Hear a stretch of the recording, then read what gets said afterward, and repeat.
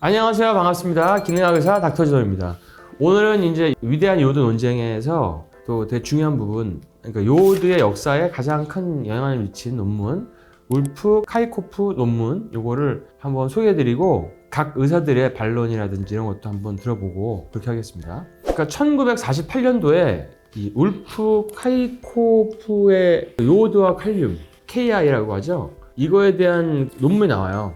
근데 논문 보면은 고용량 요오드를 투여해서 어느 정도 농도가 되면은 그 요오드 생성이 이제 떨어질 수가 있다. 근데 이거는 영구히 가지 않는다. 그래서 갑자기 요오드가 들어왔을 때 몸에서 그거를 조절하는 시스템이다. 이런 건데 이게 이제 아이오도 포비아, 어떤 요오드 공포증을 유발시킨, 그래서 크라잉 울프라고도 불리는 그런 논문입니다. 그래서 이것 때문에 요오드를 많이 줄이게 됐죠. 그 요오드를 줄인 대신에 이제 약이라든지 아주 안 좋은 요오드, 방사선 요오드 이런 걸 이제 쓰기 시작했죠. 여기 보면은 이제 제목 자체가 무기 요오드의 그 어떤 그 갑상선 기능에 대한 그 항상성 조절이라는 제목의 논문이었습니다. 근데 이제 비평가들은 이렇게 얘기를 해요. 1900년대 중반까지도 울프 카이코프 논문이 나오기 전까지도 표준 용량이 치료 용량이 1g이었어요. 1g. 우리가 1g이면 1000mg이고 미역국 한 그릇에 1.5mg이거든요. 그러니까 엄청 많이 준 거죠. 이거는 수년간 천식과 만성 폐쇄성 폐질환 이런 거에 따라서 매일 1.3g, 때에 따라서는 10g 이상도 썼는데 피부과 의사들도 쓰고, 그 피부과 의사는 피부에 그 곰팡이 감염된 거 이런 거를 치료하기 위해서 초기에 900에서 시작해서 매주 용량을 증가해서 최대 6g까지 썼어요. 6g이면 엄청난 용량이거든요. 근데 거의 부작용을 본 적이 별로 없다. 근데 갑자기 이런 논문이 나오기 시작하면서 안 쓰냐, 그런 이제 얘기도 있었고, 그러니까 이게 생각보다는 안전했다는 거죠. 많이 쓰던 거라는 거죠. 그리고 이제 또 한 가지가 이제 요오드를 먹으면 몸에 요오드 결핍이 있는 사람은 TSH라고 하는 뇌하수체 호르몬이 올라가거든요. 이거 요오드를 흡수하기 위해서.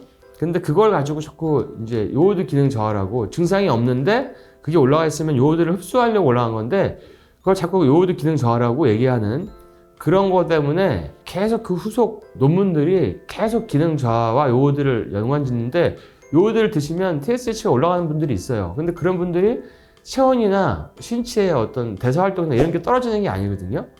정상인보다 더 좋아지고 있는데 결과가 그렇게 나오는 거예요. 그러니까 그런 부분에 대해서 당국은 이제 오해를 하는 거죠. 이 수치는 이게 요오드가 섭취될 때 필요한 건지는 모르고 그냥 이제 요오드를 먹으면 갑상선 저하가 오는구나, 뭐 이렇게 이제 해석을 하게 된 거죠. 근데 보면 이게 이런 것도 있어요. 그러니까 식수 소독제에 요오드를 사용한 것이 2000년도 리뷰에서 그 저자인 조 할로웰이라는 분이 있는데 요오드 민감성에 대해서 이제 얘기를 했는데, 그런 민감한 분도 있더라. 근데 주로 갑상선 질환을 심하게 앓았거나 요오드 섭취를 적게 했던 사람들이다 하는데, 여기는 안전한 섭취량을 1, 2g으로 해놨어요. 그러니까 1000에서 2000이죠. 굉장히 높은 용량이죠.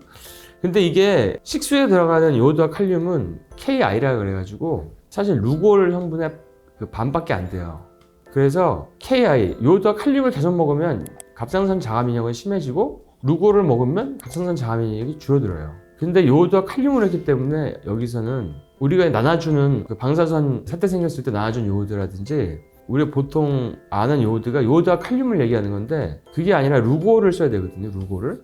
근데 여기서 물에다 루골을 넣었으면 사실은 더 문제가 없었을 텐데 루골 안 쓰고 요오드와 칼륨만 써서 그런 경우가 있습니다. 한국에도 액상 요오드 중에서 이런 요오드와 칼륨만 들어가 있는 게 있는데 그런 거 드시면 안 좋습니다. 그리고 이제 뭐 요오드를 뭐 많이 쓴다고 얘기하는데 실제로 이게 약에는 되게 많이 써요. 아미오다론이라고 하는 유기 요오드가 있습니다. 얘가 부정맥약인데 여기에 하루에 112.5mg의 요오드를 먹여요. 들어가 있어요. 이게 약인데 RDA에 지금 1000배에 달하는 용량을 쓰면서 왜 더 안전한 그 천연 요오드에 대한 고용량에 대해서는 이렇게 못하게 하는지, 또 제재가 있는지를 잘 모르겠습니다.